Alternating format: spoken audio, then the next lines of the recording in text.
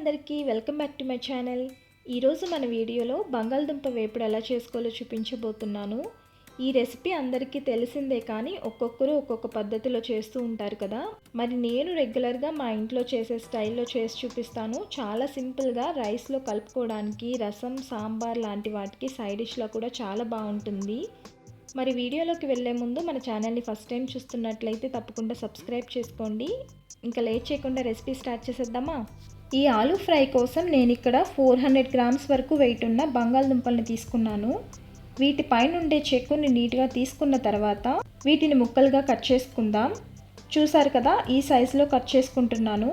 ఇలా అన్నిటినీ నీట్గా కట్ చేసుకున్న తర్వాత ఒక గిన్నెలో వాటర్ తీసుకొని అందులో కొద్దిగా సాల్ట్ యాడ్ చేసి కట్ చేసి పెట్టుకున్న ఆలు ముక్కల్ని ఇందులోకి వేసుకుందాం.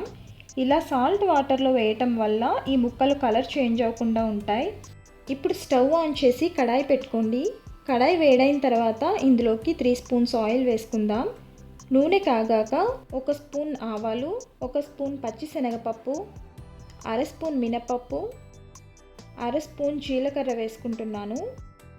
ఇవి వేగిన తర్వాత దంచుకున్న 4-5 వెల్లుల్లి రెబ్బలు, 1 ఎండుమిర్చి, 2 రెమ్మల కరివేపాకు వేసుకొని వేయించండి.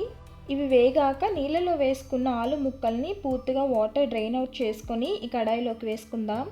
నాన్ స్టిక్ కడాయి అయితే పర్లేదు, కానీ ఇలాంటి నార్మల్ కడాయిలోకి ఆలు ముక్కలు అతుక్కోకుండా ఉండాలంటే వాటర్ పూర్తిగా డ్రైన్ అవుట్ చేసిన తర్వాత మాత్రమే వేసుకోవాలి. ఇలా వేసుకున్న ఆలు ముక్కల్ని 2 నిమిషాలు ఆయిల్లో వేయించిన తర్వాత మన రుచికి సరిపడా సాల్ట్ని వేసుకుందాం.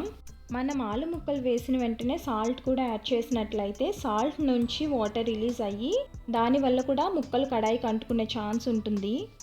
ఇప్పుడంతా ఒకసారి కలుపుకున్న తర్వాత మూత పెట్టి 4-5 నిమిషాలు మీడియం ఫ్లేమ్లో మధ్య మధ్యలో కలుపుతూ మగ్గించుకోవాలి. మనం ఆలు ముక్కలు చిన్నగా కట్ చేసుకున్నాం కాబట్టి 4 నిమిషాలకే ముక్కలు ఆల్మోస్ట్ కుక్ అయిపోయాయి.